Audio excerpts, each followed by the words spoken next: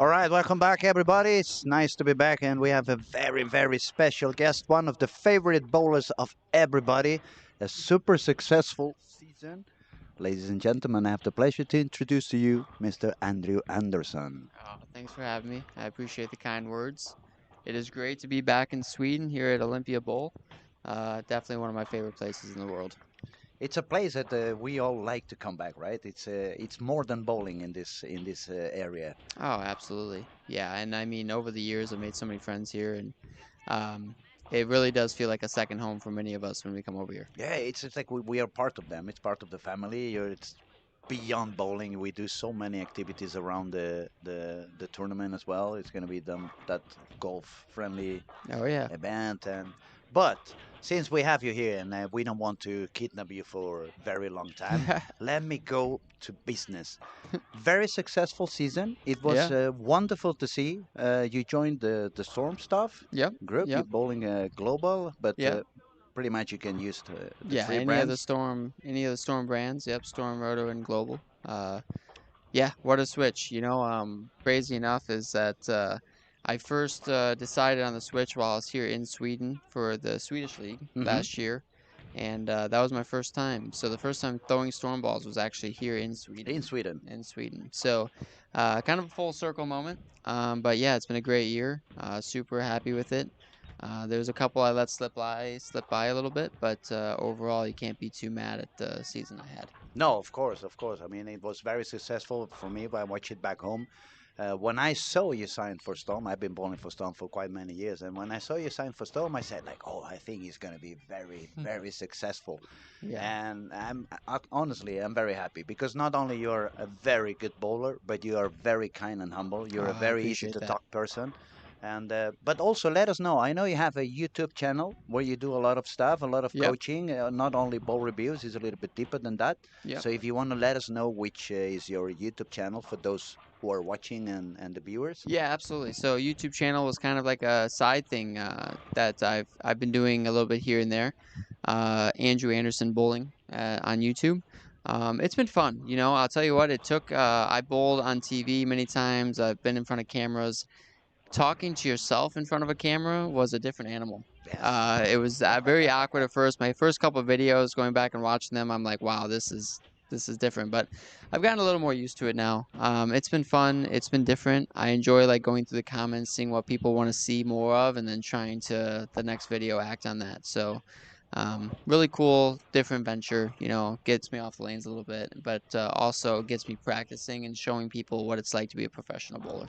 I'm gonna make sure I subscribe myself to the channel I because appreciate that. now when I'm not bowling that much, especially now when I'm bowling a little bit less because of my back problems and so when I want to know something about the new releases and new bowling balls, Yep. sometimes I need to look at some videos, but I need it to be somebody that I can really trust. Yeah. And it's not always easy because now Oh. in YouTube is so many people doing ball reviews and Yep.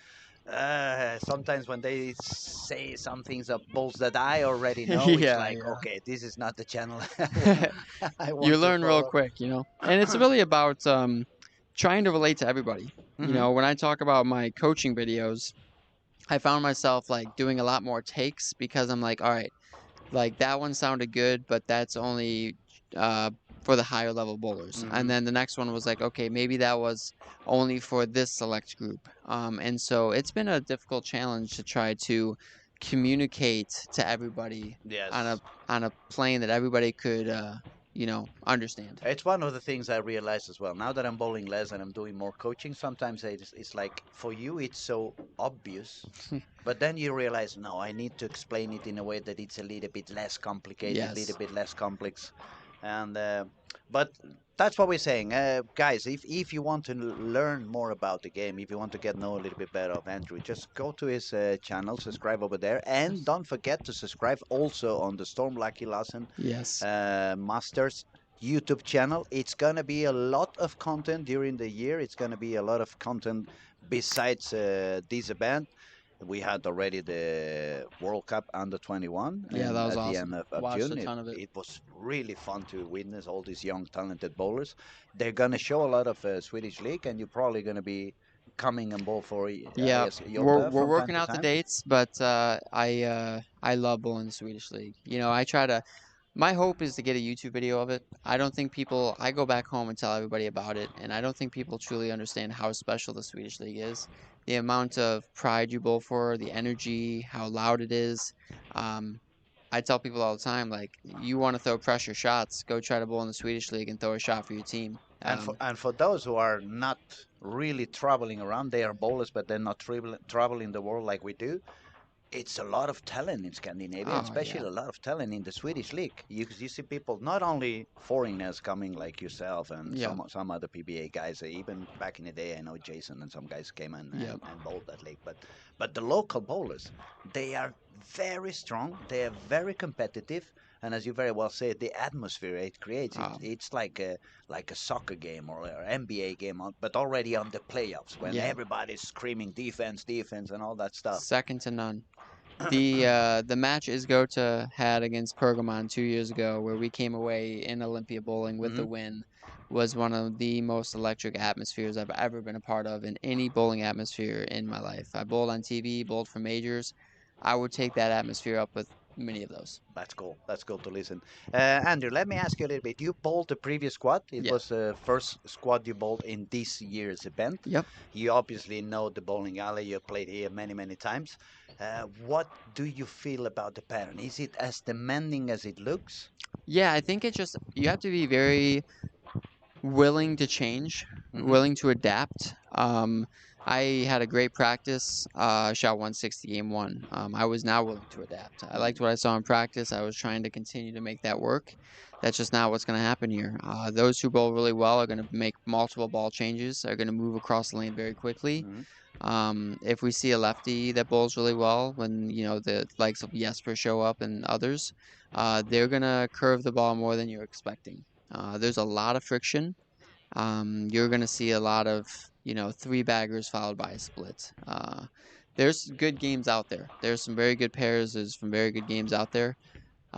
It's just going to take, when you go pair to pair, a very open mind to be willing to make those changes to bowl another good game. You can't be stubborn at all. None, You no. need to be open-minded and you need to be very awake. It seems to me like when we saw the pattern at the beginning, we see, oh, 44 feet, 29 mils, maybe it's going to be a little long, but it's not really that amount of oil. The oil is placed at the beginning of the lane, then it's Yeah, only brushing down. yeah, So it feels like those people who choose to grab one of those low RG balls and a lot of surface on, the yeah, ball is not holding at all when they miss in. And yeah. obviously, in this kind of pattern, you cannot miss out either.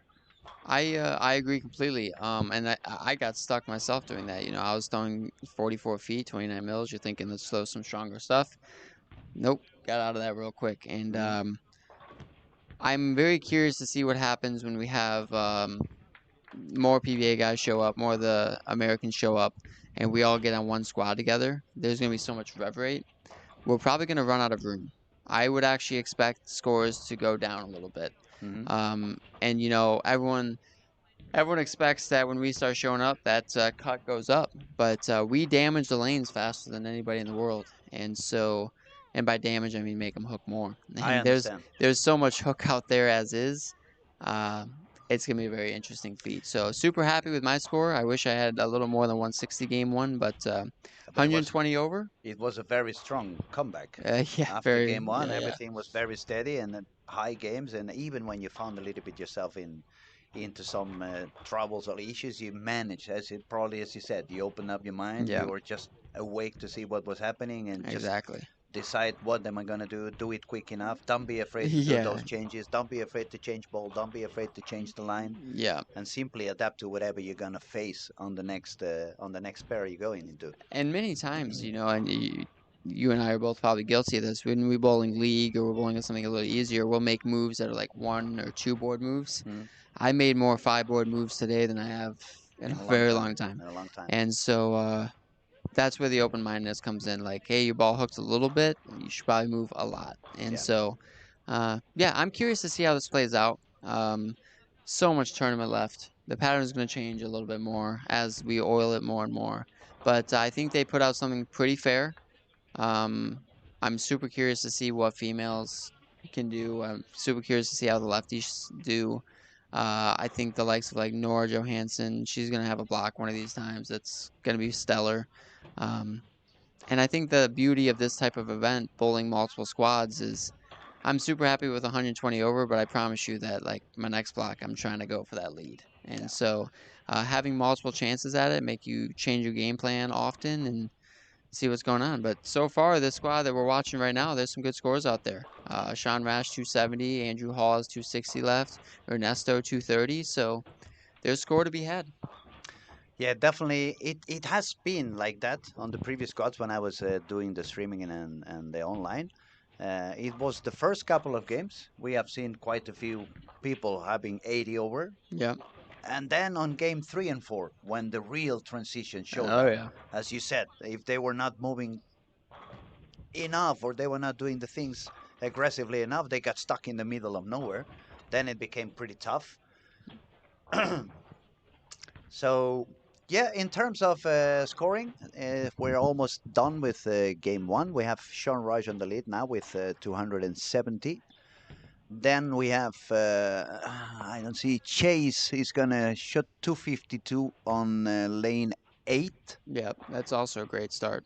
Andrew Hall is on the way for another 230 something in 11 and 12. I'll tell you what, this doesn't make me feel any better about my 162 start, but it happens. No, but what's going to be interesting to see is what's going to happen now when they switch. Yeah, Because actually, when you were bowling your squad, I was doing here the commentary as well, and Ryan and Francois happened to come into the pair you were bowling. yeah, And since you shot 160, I was sitting down here and said, "Whoa, I want to really see how they do," because Francois did quite a high game yeah. to begin on Very lane good 1 and start. 2. Yep. But then when he got into your 13 and 14, 17, 18. Yep. 17, 18, excuse me, it didn't work Yeah. for none of them. And then when they left, the next players who came up into that pair, they had the same issue. Yeah. They didn't score high on 17, 18 until the very end Yeah. of the squad. And beauty of bowling here. A lot of times, I have a lot of notes. When I drew 17A, I said, "Oof, here we go," because I do believe 17 is the most hooking lane in the building. Even more than 20. I do. I Well, now believe you're that. giving away a lot of information for Hey, the listeners. that's Yeah. that's for me. We're gonna have somebody come out here, and 17 is gonna be the tightest pair for them. But for me, that lane hooks more than any other lane here. So I big forward on it a couple times, and then the swing got a little uncomfortable, and it turns into a low score pretty easily here. And that's why we're seeing so many, like, there's score to be had, right? But there's also a lot of 180s, 160s out there. Mm-hmm. So avoiding that low game, being open-minded. Sean with the 270 starts now going to 1920. Many would believe that that's not a great pair, but we'll see what We have happens. to see, and especially I guess when you get into this kind of tougher patterns, Yeah. and especially talking to the younger generations, they have a lot of issues with sparing. Yeah. They threw so much strikes that they don't focus so much on Oh, sparing. yeah. Especially the kids 20 and under, and when they hit this kind of pattern that is not 8 strikes per game but only 5 strikes per game, and you're gonna have to spare 5 times per game, unless you're really taking your spares, you're gonna be in trouble right away. Yeah, and what's so funny about you saying that, why I'm smiling right now, is this is my first event without a spare ball, like Uh a huh. plastic ball, in Wow. about 6 months. Okay. Only bringing 6 balls to Europe, like it's tough to pick. And thankfully, I know Carl in the pro shop might be able to help me out, but I missed a 1-2-4 and I missed a 6-3-6 today that I really don't believe I would have missed without a spare ball. Maybe we And should go down after I the know, squad I and know. get you a spare ball. But it was so ironic for me because I'm looking around and I was watching a lot of missed spares by some of the younger kids, and Too like many. Too many. too many, and I thought to myself, like, you know what, I'm kind of turning in them at the moment. I probably left my most important ball back in the States, but yeah, it's what a tournament. Martin, Larsen, Bakke, this whole tournament staff, Ron Bach, do a phenomenal job, and we're just so happy to be here. The only international PBA title right now, and that's what brings many of us out. Winning a PBA title in the States is awesome, but winning a PBA title around the world is equally so. I remember a couple of years ago when AJ Johnson he Yep. made his first title here. He was Yes. so emotional. He was crying in happiness. Oh yeah. So it doesn't really matter where you win your first PBA title or Exactly. where you win a PBA title. It's a PBA title. It's gonna make you proud. It's gonna make you happy. Yep. And we have some comments on the chat. We have some people. Who's Jamie.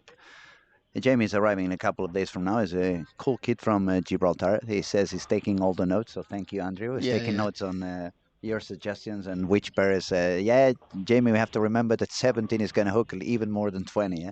Yeah. Yeah. And then, unfortunately, we have some commentary in, I would say, I think that's got to be Japanese, Chinese, Korean, We're gonna need something a like that. We, translate we there. need a real translator, and I'm gonna That's blame it not on you. blurry glasses. I need to clean my glasses first. Otherwise I don't see. But it's gonna be very fun to witness what you guys can do. Yeah. To be honest, at the beginning of the tournament, because especially on the first two squads, I thought the cat was going to be a little bit higher. I expected it to be 150 over, Yeah. mostly because in my years of bowling, my experience as a coach as well, when better bowlers get together on the lane, they don't really destroy the lane that much. Yeah. But as you said today, it's not that much amount of oil as we thought it was going to be at the beginning. So when many of you start using that same spot, it may end up becoming I think way we're too going to, burnt. yeah, and we're going to cliff the lanes. When you get a squad with the likes of me, Rash, Dom, Ryan Barnes, you name it, all the guys coming over, Andrew Hall, Chase and Do on the pairs at the same time, we're going to cliff them. And what I mean by that is the friction is going to become way too dry and the oil is going to become way too long. And so we're going to start missing left and the ball's going to go too far. We're going to miss right and the ball goes left. And um, I think we're all kind of preparing for that.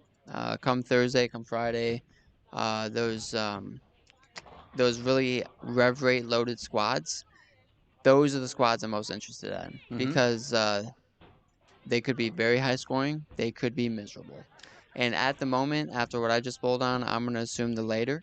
I think that it's actually going to be a much easier pattern as is than when When all all the the good PBA ones guys. are on. Yeah, and there's so much talent here. Like, let's not take away from No, the Team local. Sweden and Yeah, some of I mean, the Finnish guys and yeah, stuff like like that. Mm. the beauty of bowling Swedish League is I bowl against these guys that I wouldn't otherwise, and it really reminds me of like, wow, there's some really solid talents around the world that we don't get to see on a daily basis, whether it's because of families, other life choices, work.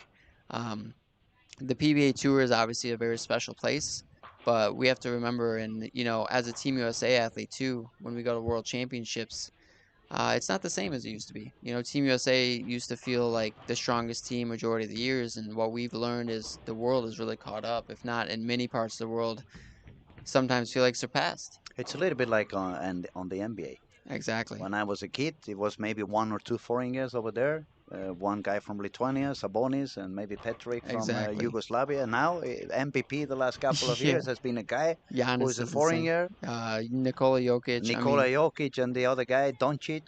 Don Luca. Uh, Yep. it's crazy. Yeah. Exactly. And that's what bowling's kind of, turning into a little bit.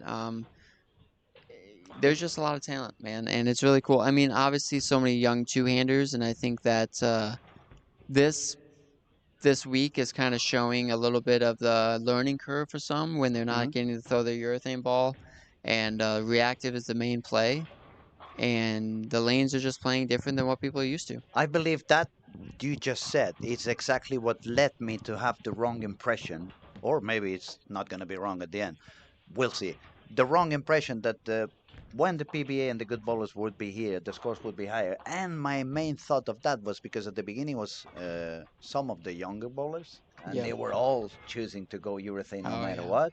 And obviously on a room that on a lane that has no room outside, and if you on the top of it, you start pushing the oil down with those urethane balls. By the end of the squad, it was terrible. Everybody was dropping down like crazy. So Like flies. Yeah. I said on the commentary online, I believe by next week, when it's not so much urethane on play, the things should get a little bit better. But then the more I see how it's working out and how quickly actually the ball is, it feels like on game two you are already on transition. It feels like on game two everybody's starting to go deeper than 23, 24, standing in front of Ball the return, ball yeah. return. I legitimately felt in practice I was sliding around 25. I loved them. They felt fairly easy. That game one had me spooked. I was like, are we really going to be over the cap game one, game two? And you know what I learned is we are. We're going to get right over there. And but this squad's doing pretty well. We have 20 bowlers, 190 or better. That's pretty solid, I would say, for a start. That probably means that the lanes were broke down okay. You have 5 bowlers over 230. And this is where the fun begins, right? You change pairs, you found somebody else, and We have quite a few buddies from the United States bowling this squad. We have Sean Russ, we have Chase, we have Nate, yeah, we have Ernesto, a young kid, very, very talented actually. Then we have Andrew Hall. And actually 5 of them are on the top 6. So it's quite a nice arrival for all of them. yeah, I'd say that's a great start. I'm a little, Conquering, yeah. again, a little jealous, but this is something that we're used to bowling on, probably more often than Europeans are. Hmm. This much friction, Especially Europeans, let me tell yeah, you. We have been bowling only on it's a lot of urethane.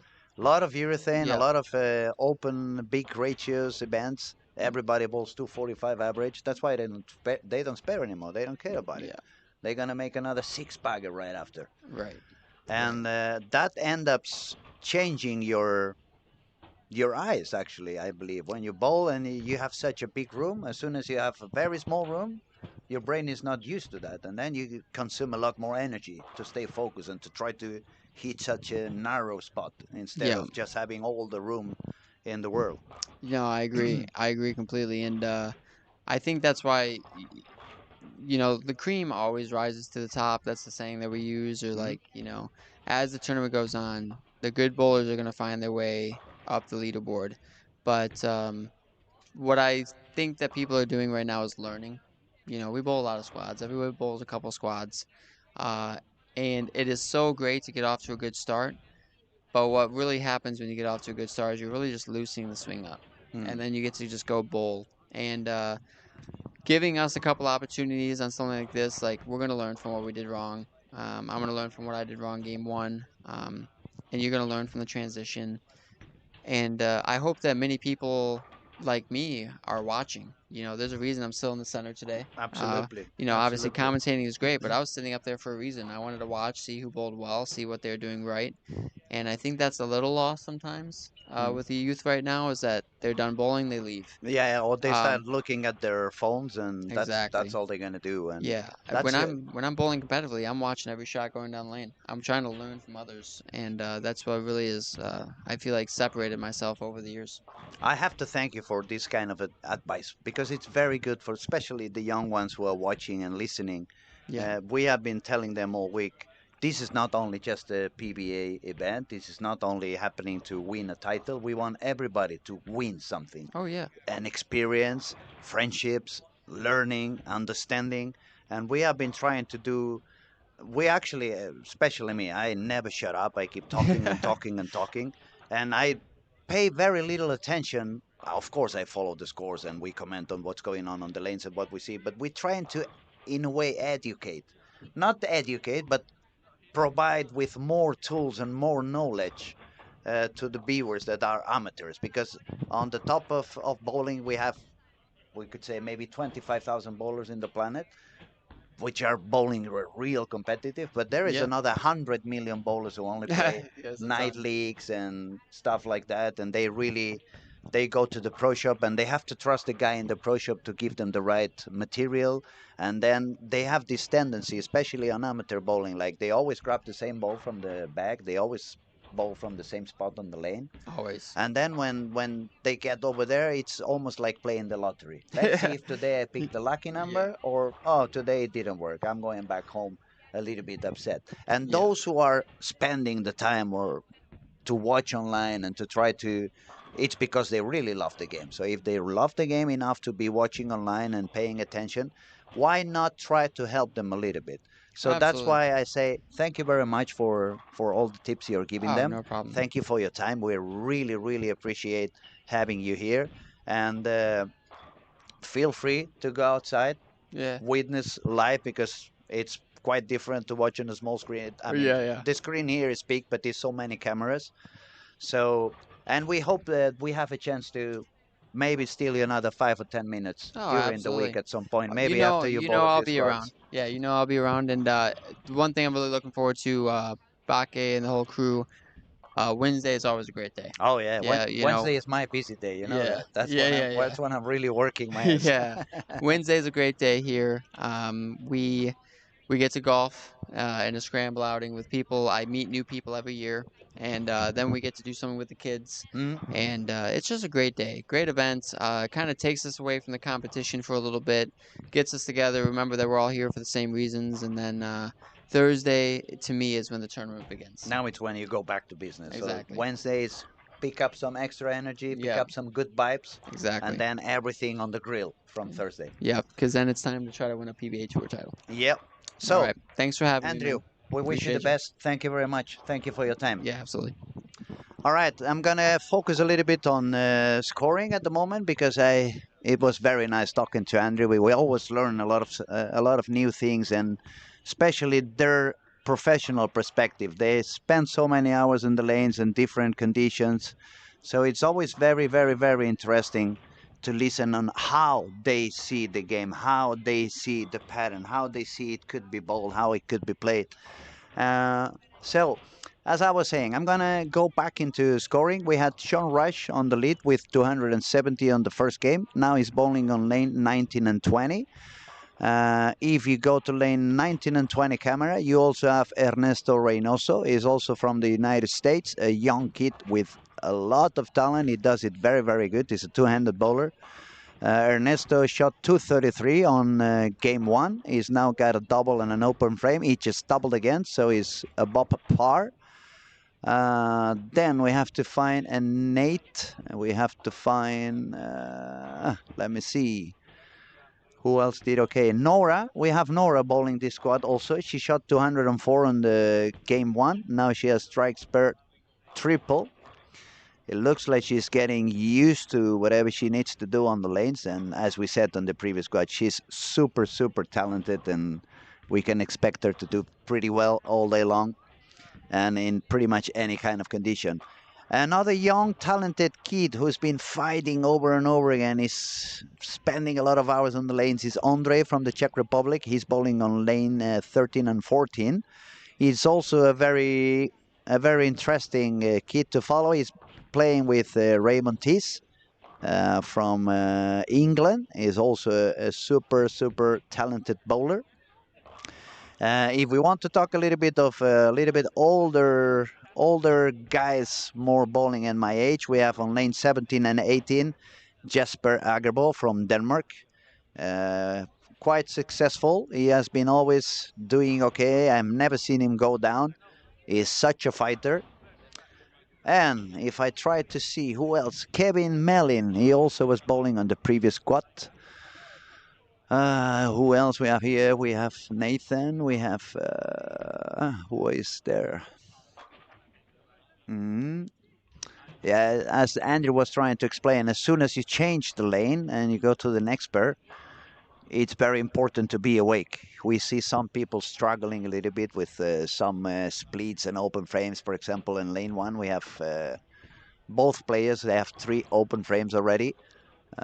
If I go to 3 and 4, there's a couple of single pin misses and another guy with a couple of open frames.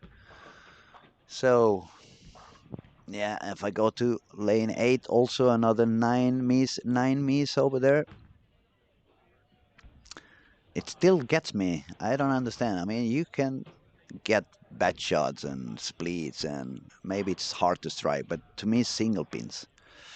On the fifth or the sixth game, when you are already exhausted in your mind, I can get it, but not that early.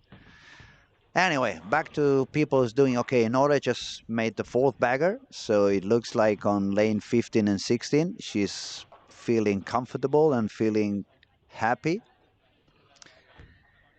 Uh, Carl Eklund. Where is Carl? I think he was moving to 11 and 12. He's got strike, two open frame strike, spare strike.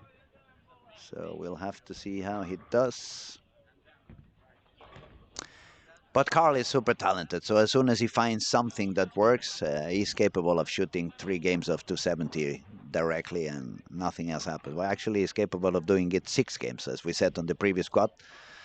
He shot 1650 in 6 games when he was 14 years old. So that already tells you how good he can shoot.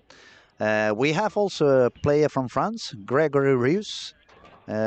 He won the Open in Logroño in Spain a couple or 3 years ago. He bowled unbelievable, shot a couple of 300 games. But he's a big fan of urethane, so we will see how he adapts to this type of pattern we have in here that is not that much urethane friendly as we are used to in the south of Europe.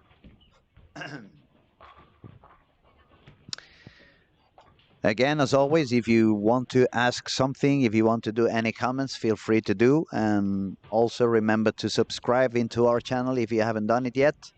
It's completely free, 100% free. And it's not only for this week, but it's going to be a lot of things happening during the year. You're going to see more big events like this one. You're going to follow the Swedish National League. And as I said, you only have to click the button, click the mouse, you just subscribe. It's 100% free. And that will also help the channel to stay free because then YouTube is going to take care of the expenses and we can get some advertisement that's going to take care of any investment that we have to do on that. We have a new superstar coming up. All right, we have another PBA star coming by. It's wonderful. That's very good. I don't have to even move my ass from the chair. The stars are just coming by. And it's a pleasure to introduce another superstar from the PBA, Mr. Francois Lavoie. Hi, how's it going? I'm pretty good, pretty comfy, just sitting down. Andrew was sitting here. He has given us a little bit of his point of view of what was going on. So it's really good that you join us so we can ask you, how did you see the lanes? How did you feel the pattern? Is it as demanding as it looks? I think it is, yeah. I think there's some score to be had if you can hit a good pair and if you can match up the right way, but it's going to force you to throw some good shots, I think. There's the moves are a little bit different maybe from the moves From that one pair to people other and what we're used to, right? Yeah, exactly. There's, lately in bowling, it's been kind of similar moves all the time. You just go further left and you hit the ball harder, and that didn't seem to work as well. So I think it's going to require a little bit more thinking, maybe some different strategies. But it's possible to get some good scores. We already saw some in the first game, High obviously, scoring. but But during the week, I have been seeing higher scoring on the first couple of games than as soon as transition showed up. And I was blaming it on mostly the younger bowlers. There was a lot of young bowlers on the first quads, throwing a lot of urethane, pushing the oil down. And obviously, there is no friction on the corners. You don't want to miss to the outside. But the way the pattern is designed, even if it says 29 milliliters, it doesn't seem like you can have much room on the left. You don't really have that much hold. So you need to be really awake and you need to pray that they haven't messed up so much on the pair that you are going to on the next game, right? yeah, exactly. I think the biggest thing for me, what stood out to me, is that you have to find a way to control the middle part of the lane, the mid Hmm. lane, and that's the biggest thing. If you can control a mid lane, you can have predictable ball reaction. But if your hand is not doing the right thing, or if your speed is not right, you lose the mid lane, and then you start leaving a lot of different splits and different spares, and it's a lot harder once you lose the middle part of the lane. I think the key is going to be controlling that.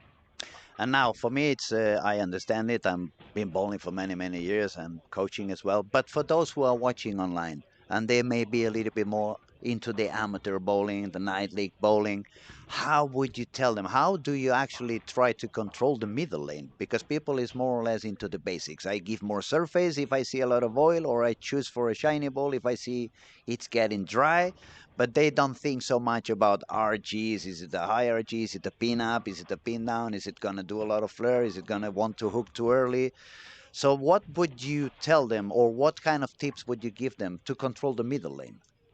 It very much depends on, there's different ways to do that, and it depends on the pattern also. I think in this case specifically, it's about keeping your hands soft. If you grab the ball when it gets to the middle part of the lane where it's dry is going to tend to hook, and it's going to change directions really quickly. And if you try to throw it too hard because you see it hooks, then it's going to go past the mid lane and get to the tight part of the lane, down lane. So it's really about controlling your release, just making sure that your hand is soft enough to control that mid lane. That's really how you do it. If you get too quick with your hand, or if you try to hit the ball too much to try to create some ball motion, it's not good. You have Then to be you're soft gonna with your start hands. going into that over under. You increase the speed, it's not gonna come back. If you grip it too much, it's gonna read way too early. Exactly. That's funny you It's say that, really because I was actually trying to explain that yesterday. Like, it looks like this pattern would be more friendly to the old school bowling, like I used to bowl. More of the follow through. Let the ball do the job. Don't force the ball to do the job. And especially as soon as it starts burning and burning and burning, and you move deeper and deeper, but you don't have any room on the inside of your line. If you start gripping it, it's not gonna work. If you start pushing too much, then it's not gonna come back. So it felt like, okay, maybe the old school guys have a little bit of a bigger chance on this event Yeah, and we than they saw usually did. Sean Rash with 270 the first game. That's not really that surprising. Hmm. He's a little more old school. He doesn't have the same rev rate that he used to have, and he's good at repeating the same shots and keeping his release consistent. So, yeah, I think it's funny because a lot of times in these tournaments we wonder what's going to happen as the week goes on, and right now I don't really know what's going to happen as more players come, more international players and players with different types of usually higher rev rates. When everyone with higher rev rates comes here, is it going to make it easier or is it going to make it harder? We don't really know right now. I think the ball selection is probably going to change as Hmm. we go deeper into the week. Um, the one thing that I do like though about this is it's definitely different from what bowling has been, from what most tournaments have been the last couple of years. It seems to always be just go left, hit it Go harder, left, go left, go or here, left. Yeah. especially here in Europe, it's been a lot of urethane, and Ouch. so Way too this much. this Big seems ratios. to Just send the ball out yeah, there. That's all you have to exactly. care about. But this, at least so far, and it's only Monday, I know, but so far this seems to be a different type of challenge, and so I think that's a good thing. Variety is always good, in my opinion. And I think one of these events from time to time, especially for the European kids, it's necessary. Otherwise, they get used to so much striking that I was here at the late June. We held the under 21 World Cup, and they bowled 240 average, but they missed an amazing amount of single pins, and I was mesmerized. Like, how can you miss so many single pins? I spare with one finger. I use my index finger with any ball in the house shot, and I can spare it. It's all about free swing and letting the ball go there. And for them to hit this kind of pattern where instead of striking 7, 8, 9 times per game, they only go down. Some games they even only get 3 or 4 strikes. That means you're gonna have to spare 6 times. If Exactly. you're not good at sparing, it's a game over right away. So I think hopefully it's gonna wake up some of these kids Yeah. because the talent they have it.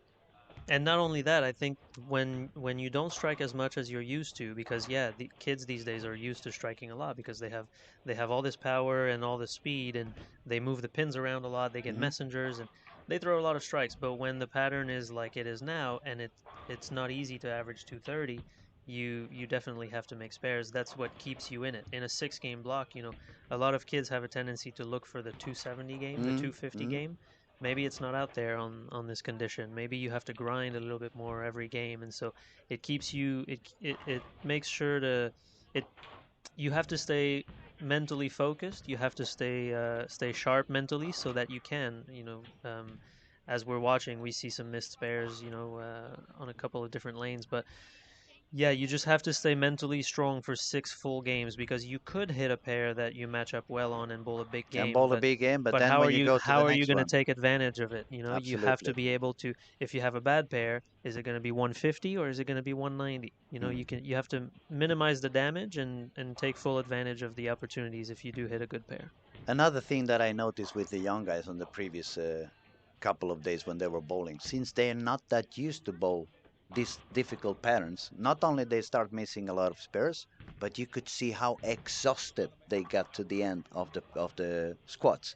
It demanded their brain to be constantly thinking, what's happening, what should I do, what should I change, and they're not used to that anymore. So that is also a shame. That's why we, at least for me as a coach, I've been demanding, especially in the south of Europe, we should try to get tougher patterns.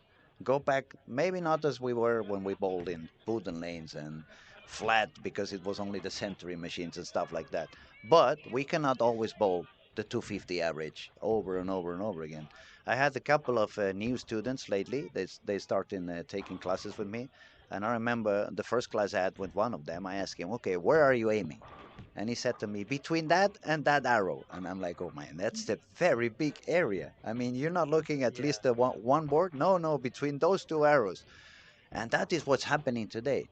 I understand that bowling alleys want the customers to be very happy, and of course they want them to score. If they score 250, they're gonna come back. If they bowl 150, they go to another bowling alley. Yeah. But when we get into some national competitions and stuff like that, it makes no sense that they also bowl 250 because then everybody believes it's PBA potential, and then when they go to a real competition, they struggle, they get sad, and some of them even quit. Yeah, definitely. No, it's this is definitely good. It's if nothing else, it's different from what bowling has been the last couple of years and in most tournaments. So, if I was in charge of a lot of different tournaments, I would make sure that there was variety, and this tournament so far, from what I'm seeing, is providing that. It's a very special event. I mean, how many times have you been in the Lucky Larsen here in Helsingborg? I played everyone except for well, of course, the pandemic year in Yep, yeah. 2020, but I also didn't come in 2021, I think. But I've played every other one since Malmö. And it's, I was telling earlier, it reminds me a little bit. I don't think you have bowled that one because you come from the PBA or professional. When we had the Cubic AMF, the single World Cup, when we had that one, it was like the Spanish talking people because it was one bowler only per country. They would put us together in the hotel. Like, for example, one of my best friends in bowling is Andres Gomez and Arturo. I, Yeah, we call each other cuñado. It's like a brother-in-law in Spanish, and we became friends in a Cubica IMF. yeah, yeah. And this event is the one that has substitute that event for me because it's not only about the bowling, it's not only about the title, but it's everything around it. When you go home, even if for me, for example, I haven't bowled, I'm not gonna bowl this year. I have some medical issues. I'm not bowling, but just to be here, surrounded by the atmosphere, the amount of nice people, the staff in the bowling alley, that they are super, super, super kind. The owner, Patrick Baque, magnificent, magnificent person, very, very one of my best friends in the world. But I see it's not only happening to me. I mean, every one of the guys I talk to, it doesn't matter if it's PBA, if it's coming from Malaysia, if it's coming from Singapore, you see people coming from all over the world. And they go back home with this a winning experience, even if they haven't not even made the cut, but they go back home happy. And I believe that is one of the magics that happen in Helsingborg and the Storm Lucky Larsen event. I agree. Yeah, you have a lot of different entries from a lot of different countries. Of course, this tournament is one of the biggest ones here because it awards a PBA title. So for us, it makes sense to come here because it's our job to bowl PBA tournaments. But it's makes our decision a lot easier to come when we know how Patrick is and how great this bowling center is and how great the city is. And the city is very supportive. Also, Patrick has a lot of different sponsors throughout the city that support us by giving us rebates when we go and Hmm. support their businesses. And Some so discounts on yeah, restaurants and everybody's working nightclubs and together to try to mhm. make our experience here as good as it can be, and it makes our decision to come here a lot easier. And it's a beautiful town. It's very And beautiful. it's the Yeah. perfect time of the year because when you come up here in winter, you freeze your, I'm going to say my Yeah, head. right I'm now not it's going to say about other thing. what 18 degrees today, maybe something like that. It's nice. It feels good. I mean, we had, for example, this summer down in Barcelona, it was terrible. It was over 35, Too hot. even at nighttime, 4 o'clock in the morning, 29, 30 degrees. Mm. It's impossible to sleep. You start spinning around in the bed. And you don't know, you don't know if you're sleeping in the oven or what's going on. So, but let's see a little bit of the scoring. Sean had 270, and now he's bowling on, should be on 15, 16, 203. because he's on 473. Who else had some high scoring? We had Chase, who had 250 on game one. I think if we try to refresh in here, give me a second. Yeah, maybe. Maybe it's going to be easier to know what goes on. There. Hi, not yet. Well, and while you're trying to refresh, you were talking about the different PBA players. I feel like every time I come here, I see some new faces. Word gets around, especially I can speak for the PBA guys. When we go back to America and we play the PBA Tour, everyone is talking about how great this tournament is. And so now you see someone like Chase, who's in second place. He was an exempt player on the PBA this year. Now he decided to come here. And Andrew Hall is in sixth place. He was a player on the PBA Tour who decided to come here because word gets around. Everyone, if you do a good job and you treat people right, people are going to want to support you, and that's what's happening here. There's always some new faces every year I come here. And I would say everything started back in 1995, 1996 when Timmy came for the first time. Yeah. It was Timmy, it was Bill Hoffman, Yep. and Bill Rowe from Canada. Yeah.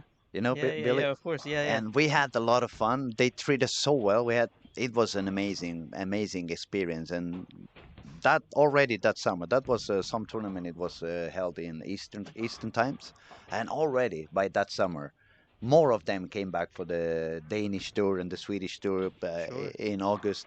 Sean Rush started coming back then, and ever since it has been increasing. And I think it's also wonderful that you guys have this open heart to, in some other sports, when you try to talk to the superstars, they are very difficult to talk to. Sure. It's not easy to access them, and for the good of our sport, I really thank the guys like Andrew, like you, that are super open, super kind, super humble, easy to talk to, open to help other bowlers understand what goes on, and it's the only way we're going to keep on growing. If we really have that dream that has been going on forever to become Olympics, we need to keep growing the sport. We need to make people understand what goes on. We need to help them feel the will to go to the bowling alley more often. And the fact that the best bowlers in the planet can travel around and can give us some of their experience and some of their perspectives, I think it's really magnificent. So I thank you so much for your time. I thank you very much for your contribution. Obviously, I believe it's going to be the same situation for you as Andrew. You probably stood in the bowling alley because you want to witness live, see what goes on, see how the lanes are changing, try to learn as much as you can. And I know it's Yeah. not so easy when you're sitting in front of a screen. So whenever you want to get up and get out there, feel free to go. Yeah. No problem. And Sounds good. but as I said, it's a pleasure to be here, guys. If you have any questions, I see some people is. Can anyone hear Frankie? And now I can hear him now. Okay, so it felt like the sound was a bit gone for some seconds, Okay. perhaps. It's already solved, and it was some time ago. I'm Everything hoping okay? that there will be an option for us in the EU to watch CW live CWW streams. streams. Yeah, we have PBA announced that they're changing their broadcast partner, so they're switching from Fox to the CW, which I believe is more. It's a more national thing in the U.S. and so hopefully everyone around the world can watch it as well. If not, I'm sure the TV shows will make their way on YouTube. But it's always better to watch live than to be delayed a little bit. I I know. was gonna say it's for example for me in Spain, I know bowling was gone through the zone, but in my area they don't let me see bowling. So I had to connect into the zone, even if I'm paying for football, basketball, whatever they show. I had to get into a different IP, so it would think I was in the United States, and So then you could it get would the show me. channel. Otherwise, Yeah. it was no chance. Yeah. It's difficult to reach everybody. It's unfortunate too. I wish we could. I wish there was something we could do to reach everyone. I think it's one way to grow the sport is to make it available to as many people as possible. Okay, now we have our technician is back in the house and is refreshing the scores. I tried to refresh them a couple of times, didn't work. So I'm gonna update. We have Sean Reich on the lead now with 73 over. Andrew Hall, also from the United States, 57 over, and Nora Johansson, terrifically talented girl from Sweden, on 449 already, and she started with no, inte Nora. Double 90. Here we go again to the young guys and young girls missing single pins, but she's doing okay. She managed to do quite okay on the previous score, even if she started struggling a lot. She has been so far the women who had managed better to bowl in the transition. We could expect that. Obviously, she's got the power, she's got the reps, she has no problem to move in. Some of the others may have a little bit more of issues moving in. For example, we had Emma from Sweden. She bowled 476 on the first two games yesterday on the squad. But then after that, it was 180, 180, 180, 190 something to end up with 20 something over. And obviously, probably the pattern last year was easier for women than it's going to be this year. Last year was a lot of friction on the outside. I wish I would have been last year in here because I really bowled the gutter. That's my my favorite spot. But Yeah, it's going to be interesting to it's going to be interesting to see what solutions people find to this transition. I think a lot of it depends on the people you're following, but I also think that like we talked about earlier, if you can match up with all the different things with your ball speed and your ball roll and your release, I think there are some ways probably to manage the differences from pair to pair a little bit. mm, and for those who are listening and are planning to come and bowl later on in the week, don't forget the few tips that we have been given for free already. Number one, it was stay awake. Don't be afraid to move drastically. The lanes are changing a lot and very fast. So when you move to the next pair, don't be scared if you have to jump like 5 or 6 boards deeper, both you or the target and stuff like that. And now tip number two was from Francois. Don't overdo. Don't overdo on speed. Don't overdo on rep rate. Let the ball do the job, especially when you get into the burn conditions, and that would give you a lot better control in the middle lane and should help you be a little bit more successful, especially in this pattern and the way this pattern has been designed. Okay, we have Ernesto going back on lane 3 and 4. He's a very talented young kid. I haven't seen him before. It's the first time I met him yesterday. Today I've seen him bowl and I was like, ooh, this guy he can really do it. So Ernesto is on 469 now with that full bagger. So I guess on the second game he didn't do as good. No, he shot 233, 176. And we see that a lot. We see the same for Nate Purchase, 234, 170, all the way around. From Canada, Mathis, 171, 256. Chase, 252, 179. So we see a lot of these ups and downs. It almost looks like the heartbeat. Yeah, I'm alive. Definitely. I'm alive. Yeah. We talked about when I first sat down. I think it's very possible to have a tricky pair that you don't match up on, and then you go to the next pair and you suddenly match up, or you change your strategy and it works out a lot better. But um, who knows what the scores are going to end up looking like at the end of the week? I think the generally the people who can manage the differences from pair to pair are gonna be well, maybe a little less stressed out also, but Hmm. probably in better shape at the end. And it would be nicer instead of 427 with 170 and 260, maybe 215 and 213 or 212 would be A bit more consistent, a little more manageable. Yeah, a little bit less exhausting for the brain as well, I guess. Yeah. exactly. Yeah, for sure. Since you're here, I'm going to ask one of the things that I've been wondering for the last couple of months. I've been bowling for Stone for quite a few years now, but due to my medical thing, I haven't signed this year. I haven't bowled anything. But is that Ion Pro Solid going to finally be the successor of the Phase 2?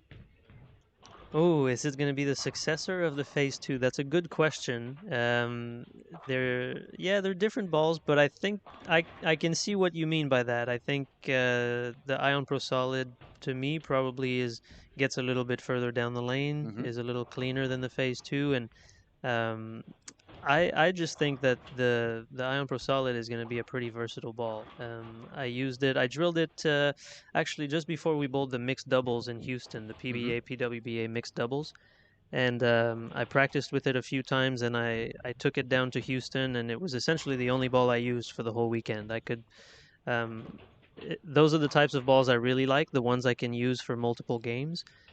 Sometimes there's a really, really strong ball, but you can only use it for one game and you have to Mm. switch. And Yeah, the more times you have to change balls in a block, the more variables the more coming into variables play, coming to play. And so those especially balls, for us using the farm. yeah, so Uh, those balls that let you stay in the same ball for longer periods of time, those are the balls that I tend to like a lot, and I try to travel with those balls. I don't have the Ion Pro Solid here in Sweden with me, but I was pretty impressed when I bowled with it at the Lucy. I was using it in game one, and when we were in front of the ball return and curving the lane a little bit more, I was also using it in game 6 and 7. So that's why I was asking, because I've seen guys using it from the start of the warm up till the very end of the squat, and especially in today's environment, it's very hard to see a ball that can function in such different areas on the lane and conditions on the lane as from the warm up yeah, till the I very end. I think it's a ball that responds well to changes in your release and your hand positions. It really allows you to do that, and it lets you create different shapes. So I'm very impressed with it. Could it be a little bit of a mix of the Phase 2 and the IQ Tour original? A little bit. I think it to me it flares a little. It flares more than the IQ Tour. Hmm. So I think it's to me it's pretty different from the IQ Tour. I Okay. think it's a little bit closer than the Phase 2, but um, just a little bit, yeah, cleaner than the Phase 2, and maybe the potential to be a little bit more angular as well. And now one of the balls that I'm really sad to see it's not remaining on the factory is the Tour Dynamics. Oh, really? I You like that really ball a love lot? that ball. You know why? Because bowling in Europe, I have to bowl against the Purple Hammer all day long.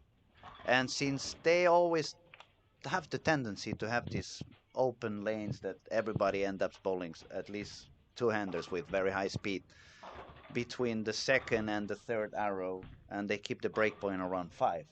The Tour Dynamics allowed me to stay on the outside of them.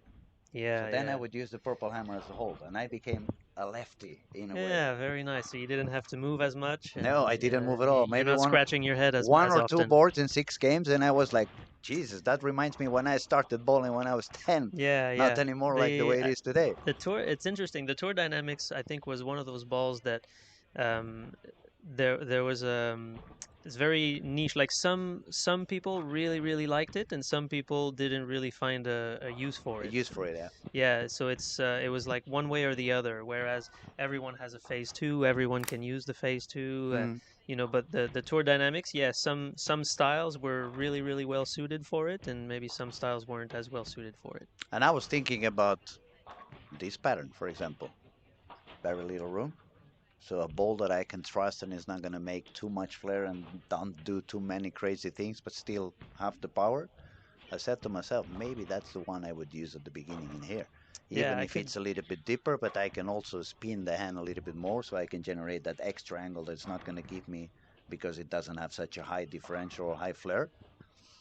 Sure, depending on the strategy, I could see that ball being an option. Yeah, if you're trying to maybe stay a little bit straighter, if you're not trying to hook the ball too much, especially on the fresh, I could see that. And I I think think, excuse me, I think I liked it also very much because it's one of the few ones, not including the AI, the amplified inertia. And for me, I'm getting older. I'm having more pains. So my speed has gone down a little bit. And as soon as the RG goes down, it's like, oh man, every single ball seems to be reading a little bit too early no matter what. yeah. So it's a lot of 10 pins. Thank God I'm a good sparer, but but I get exhausted because then I have to make 2 shots every time. You know what I mean? Yeah, no, I get it. I think we talked about it with tournaments earlier, how variety is a good thing. So when Storm builds those bowling balls, I think they look at something very similar. They want a variety of bowling balls to make some complete arsenals for players trying to bowl in these tournaments. Another ball I really loved, it was the IQ 278. That ball it woke me up. Not only it woke me up, since bowling has becoming, as you were saying, more rapid, more grip it, move left, grip it, move left, and I can do that. But it was never my A game. My A game was more Walter Ray. Understand me? I love to move out to the gutter, bowl the gutter, let the ball do the job for me. And when I was a kid and I was bowling out there, when I was feeling on fire, I would turn around and say, "Who's Walter Ray?" So, so when that ball came out, because it hooked a million boards less than any of the reactive resin I had in my bag from the storm, even Yeah. the tropicals. It doesn't matter when it's so dry. They just jump to the left. As soon as I grabbed that ball out of the box, I couldn't use it. Obviously, we don't have enough oil in the south of Europe, especially in Spain. But I got it shiny. And as soon as I got it shiny, all of a sudden it was like, oh, I'm back to an Excalibur, or I'm back to a Turbo X, or one of those Yeah, early yeah. middle 90s reactive that Well, you could bowl far I was gonna outside. say it probably reminded you more like the old school urethane balls. It Absolutely, just tends absolutely. to hook early and then it keeps going a lot straighter. That ball is really, really good if you need to go straight. Keep your angles in front of you. It's been really good at that. And it hits for me. It hits a lot more than I ever managed to do with the pitch black. The pitch black, I always had the feeling that it either overhooked or it never hooked. Mm-hmm. This one was a lot more easy to control, easier to understand, or more predictable, I would say. Yeah, I At could least see. for me. At least for Yeah, me. I could understand that. Yeah. All right. Scoring. We have some strikes going on. Ernesto had to split on the sixth frame, but he's running a lot of strikes. We have four bagger, and I'm not surprised to see another nine miss from time to time over here and there. Uh, we have Karen. She's Karen bowling on lane one. She's from Denmark. She bowled under 21 here in Helsingborg at late June.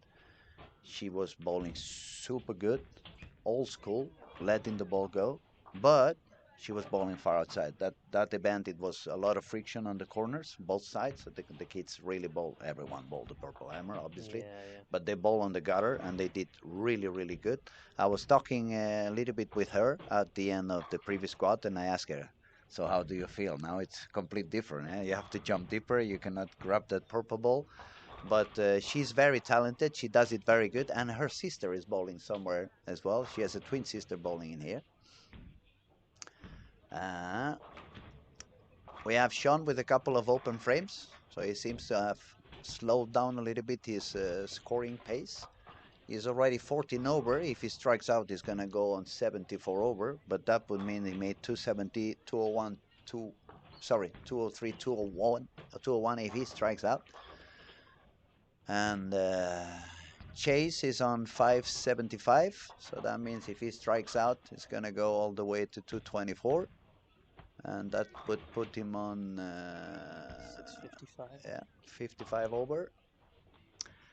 Nobody's really going super super high anymore. It's Well, it's what you said when I first sat down. The first the game first tends to two be high, games. but then you have to go to a different pair, and Mhm, sometimes mhm. it's a little trickier than the players would like It's it to be. also tough because you want to take, at least when you're a little bit more experienced, you want to pick an eye like, okay, what are they doing on the next pair I'm gonna hit? But when it's 3 games or 4 games, it's too many pairs away from you, so there's no way for you to, if you go there and see, then you lose the pace on what you're doing here, you lose the concentration what you're Yeah, and doing on. sometimes you you don't necessarily have a great understanding of what your own pair is doing, so you have to figure that out at the same time. And also here, the players on the left lane move to the left, and the players on the right lane move to the right. So it's really hard to keep track of everybody and what's going on everywhere. The interesting thing with having 20 lanes and the moves skipping a pair all the time is the players finish the sixth game on the pair that they started on. So um, some a little bit more strategy there. If you know you're going to bowl the sixth game on your starting pair, you probably want to try to set it up for yourself, or at least not make it worse than it needs to be. At the beginning of the week, I would have said it would be a great idea to just make the bowl dull and make some area on the right. But now that I've seen a few squats and I see how quickly it dries up, maybe if I had to bowl, maybe I would do a lot of spare shooting on that warm up. So I would try to keep some hold for when I arrive at the end of the Yeah, squat yeah, on the last game on that pair. So as you can see, we're trying to give you tools to manipulate what you do on the lanes. There's many ways that you can manipulate. You can create area not only by drying out the outside of where you are shooting. We're not saying right and left because it's lefties and right-handed, so we better talk outside and inside. But you can also make your lane a little bit easier by pushing the oil down on the left of your target. And I think the way the lanes are evolving this week, that would be the strategy I would try to go on with. Find my spot. Okay, now I have my spot. Now I'm going to make the lane a little longer, maybe 5 boards deeper than when I'm standing, because obviously if I do it only 2 boards, it's not going to be me who's going to use that hole. It's going to be the one yeah, arriving right after me. exactly. Here the lanes are demanding, says Joe Bowler. Well, they are pretty demanding, as what we're trying to explain. The pattern already and fresh is not that easy. It doesn't give you that much room into any of the sides, but also the way it has been designed, it's for you to try to understand what goes on all the time, and you really need to pay attention not only at the heads, but what goes on in the middle of the lane and where you want to put your breakpoint, and especially where you never want to put the ball in your breakpoint. But Francois is going to explain a lot better than I can do. Yeah, the lanes are demanding. We talked about it a little bit earlier. Um, you just the lanes will reward you if you make good shots, but you have to find the right solution or a right solution. There's, I think, a few different ways that you can attack this pattern, but you definitely need to be doing the right thing and you need to be repeating shots. It's not as forgiving as some other patterns, and of course, already we're seeing a lot less urethane than probably we're used to in the European tournaments. Hmm. So yeah, the players are going to have to be a little bit more consistent than they're used to, maybe with their release and their speed and all those different variables. It's a lot of factors going on. As we said, that's the reality of modern bowling. It wasn't like that 4 years ago when we only had two balls in the back and the lanes were wooden and the oil was flat. Now the balls have a lot more strength in their chemistry. The oil is a lot thicker than it was back in the day, so it's more factors intervening. The players have twice the rep rates that they have 25 years ago, so that also is going to change the way uh, their balls and their shots are going to affect the conditions. And then on the top of that, the bowling alley doesn't have the same amount of people inside when it's the first squat in the morning or when it's going to be close to the final when everybody's in the bowling alley. We're gonna have a weather change by Thursday. I think I read it was gonna start. It's gonna start raining from Thursday and on, and the rest of the week is gonna be wet weather. So that extra humidity and perhaps a little bit difference on temperature, that could also be a small factor. And the thing is, when you start adding another small variable and another small variable and another small variable, then it's a lot of factors. So you need to be really, really sharp. You really need to stay awake to understand what goes on, when it goes on, when should I move, when should I change into another ball. Another thing I've been trying to tell the amateur bowlers and the beginners, or not even the beginners, it's sometimes even the older bowlers. Back in the day, we used to think of the balls which one hooks more and which one hooks less. That isn't helping anymore. Now I'm trying to help people look at the balls which one hooks sooner to which one hooks later. It's so many people that they go back home like, oh, today I was so unlucky. I hit the pocket over and over and over again, but I only had 9, 9, 9, 9, 9. It's not a matter of luck. It's you had the wrong ball in your hands. You hit the pocket, but it wasn't giving you the right angle. Maybe it was a little bit too weak, or maybe it was a little bit too strong.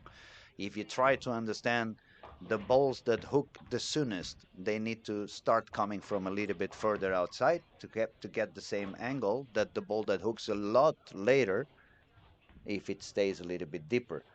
If you do it all the way around, if you grab a ball that hooks super early, like let's say you use a urethane now on the 25th board, it's gonna start hooking very early, so it's gonna give you a very weak angle. So probably it's not gonna carry as much as when you use it on the outside. On the other hand, if you grab a pearl ball that is going to skid 45 feet and then it's going to react super strong, if you put it very far outside, the angle that's going to give you it's going to be so aggressive that yeah, it's going to give you a lot of messengers. But as soon as you are a little bit out of the pocket, you're going to get a big split, and it's not going to carry as much as if you have the right angle. So that's another of the things that we can more or less try to help you understand. Think of the balls on terms of how soon or how late they read on the lane, and then you will understand that the angle becomes pretty much the same. Yeah, especially when you start talking about competitive bowling, learning to look at the lane from front to back as opposed to side is so much better because you with the cameras the way they're set up, you can see it there a little bit more than normal. You can see how much longer the lane is than it is wide. Um, it's kind of an optical illusion how much the ball is hooking Mm, when you look at it from higher up. And even here in the bowling center, we have a second floor that overlooks the lanes. It becomes evident that the ball is really not hooking that much. It's just taking a long time to do it. So um, the most it can hook would be from the first board next to the gutter to the pocket. So about 18 boards is maybe the most your ball is going hmm to hook, and it has 60 feet to do it. So looking at it from front to back in competitive bowling is very, very important. It's a lot more useful, and I think it's easier for people to understand once they change their perspective and they start thinking of angles instead of the amount of hook. It should be a little bit easier for them to get that carry, and especially when we are bowling like it is today. Back in my day, you bowl to 25, you made any TV show. Now you make to 25, you don't make any cut. So you really need to make Sometimes. 250 to 60 to 50, generally speaking. But if I need to make 250 consistently, unless I have the right ball in my hands, yeah, I'm gonna hit the pocket over and over again. But if I only do 220, I have no chance. Yeah, you have to you have to bowling nowadays is about matching up properly. It's always been about matching up, but back in the day maybe was a little more importance on the accuracy Mm, and repeating the same shots, and now it's a little bit more or a lot more importance on creating as much area as you can and just making sure you can carry. having the right ball motion so you can carry exactly. All right, we're almost done with game three. Pretty soon we're gonna have a refreshment so we can see how the scores are going. But we have seen a lot of sparing going on, or not that many strikes going on this third game. We can officially call transition is here. Not for good, not for fun, but that's the way it is. And as Francois said before, also when the bowlers get the ball 2 or 3 times, they're going to get a little bit more use. They're going to have a little bit of a better idea on what they want to do and what they don't want to do. So that should make the field a little bit more consistent, perhaps. Maybe we will see a little bit less droppings on the low games as we are seeing at the moment. Yeah, we'll see. It's a little bit early to tell. It's still Monday, so we have a whole week to go. A little bit early to tell what's going to happen as the week goes on, but yeah, it could be a good thing when everyone starts playing a similar part of the lane, or it Or it could be burning it even more. could make Yeah, things a little could make things a little tricky. We'll just have to wait and find out. So I'll leave you on this. I think I'm gonna go back out there and absolutely, watch. absolutely. We thank you so much for your patience. Thank you for all the explanations and giving us some of your knowledge and point of view and perspective. And we wish you the best of luck during the week. It's Thank you, been a pleasure to spend some time with you, buddy. Best of luck. thank you. I Thank you so appreciate it. much. Okay, now I'm gonna wait a minute or so we can refresh the scores, and I'm gonna update how is the status for everybody. I believe unless Sean has crashed, he's still going to be on the lead because I haven't seen anybody going very high. But we had such an interesting talk with Francois. It was good to carry on, and as I said from the beginning, we don't just want to talk about what's going on the cameras because that you can see by yourselves. But if we can contribute in one way or another for you to understand the game better and enjoy the game better and learn something about it, and perhaps when you go down to the lanes later on the week, you try different things from what you have been hearing these days, we will be happy with that. Just a quick reminder, since while we get the scores refreshed, a quick reminder, we are asking people to subscribe to our YouTube channel on the Storm Masters Lucky Larsen because it's for free, it costs you nothing, and the fact that you subscribe is going to help us get some sponsorship from YouTube and not have to spend any money so we can keep the channel completely free for everybody.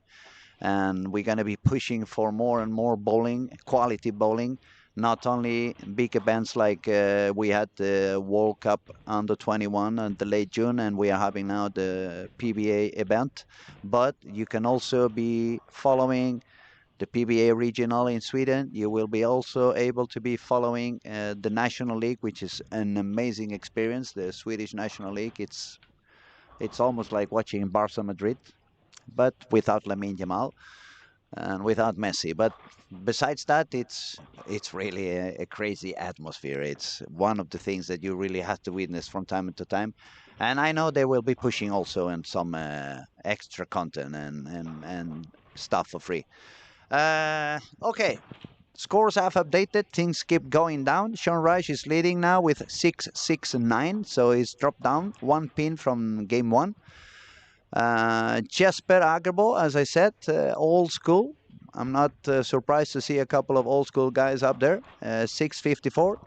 Andrew Hall, 649. Chase is 644. Ernesto, 643. And as I was saying, for example, for Chase is 250, 170 to 10. For Ernesto, 230, 170 to 30. If I keep watching now, Nora, for example, 200 to 40, 179. She's the #1 girl at the moment with 7th position on the squad and 28 over.